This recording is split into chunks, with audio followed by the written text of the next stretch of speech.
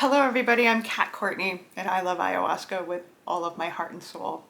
One of my favorite traits that ayahuasca has for each and every one of us that works with her is this incredible capacity to bring in more neuroplasticity. Neuroplasticity is this brilliant way the brain can expand, rewire itself, and essentially rework through elements of trauma. When we go through something difficult and traumatic, it can damage the brain or impact the brain in a way that creates something that feels tight and contracted.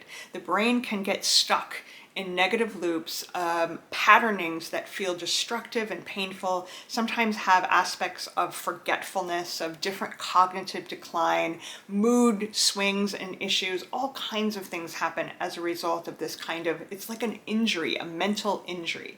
And what ayahuasca and plant medicines like her can do is to not only release and heal that sort of contractedness, that wound, but also bring in more movement and plasticity. And what that means for the brain is that cognitive ability can increase, memory can come back online, feelings of connectedness, vitality, joy, even the feeling of being ourselves, being more like ourselves, comes in when neuroplasticity is a gift, is something that we get to experience. It is so deliciously healing, and for me personally, the reason why this is one of my favorite aspects of ayahuasca is when I found my way to her, I had been diagnosed bipolar.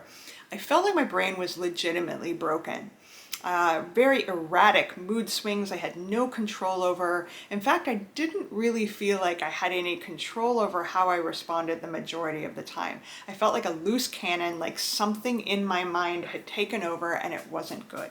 And I thought it was permanent. And then in came ayahuasca. And the first thing she helped me to understand is, of course, it's not permanent. Nothing is. And that if I gave myself the permission and knew it was possible to heal, well then, that could start.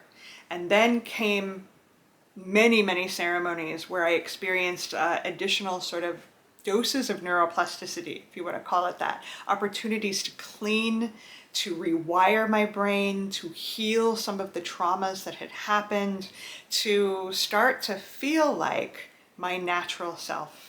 And I am still very much healing that. I have a couple of things that feel like it's the opposite of neuroplasticity due to some traumas I've experienced recently. And so I'm working with ayahuasca, I'm working with ibogaine, I'm working with medicines that are known for this incredible superpower because it is the ultimate way it can help heal our brains.